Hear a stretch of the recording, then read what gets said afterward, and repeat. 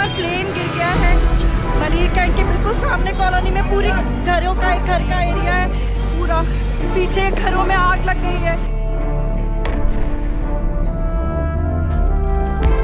ईद से सिर्फ 2 रोज पहले कराची त्यारा हादसे ने पूरी कौम को सोगवार कर दिया। आप समेत हर शख्स हादसे की वजह जानना चाहता है और ये भी त्यारा लैंडिंग से चंद सेकंड पहले ही क्यों गिरा। गलती कंट्रोल टावर की है या पायलट की? जिम्मेदार PIA या सिविल एविएशन अथॉरिटी? वजह इंजन फेल होना या परिंदों का टकरा जाना? और क्या जहाज के टायर एक बार रनवे से टकराए थे या नहीं? इन तमाम सवालात का जवाब कौन देगा और कहां से मिलेंगे, इसके लिए आपको हमारी पूरी वीडियो देखनी होगी।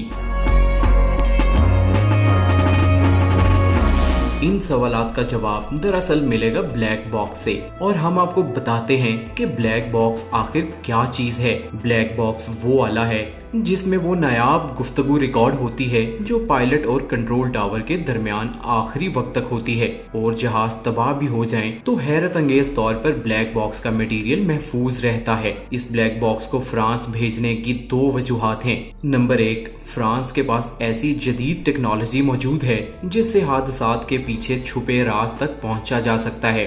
फ्रांस से आए एयरबस कंपनी के माहिरीन ने हादसे की जगह और कंट्रोल टावर का मुआयना करके शवाहिद इकट्ठे कर लिए हैं। माहिरीन की इजाजत से त्यारे का मलबा भी हटा दिया गया है।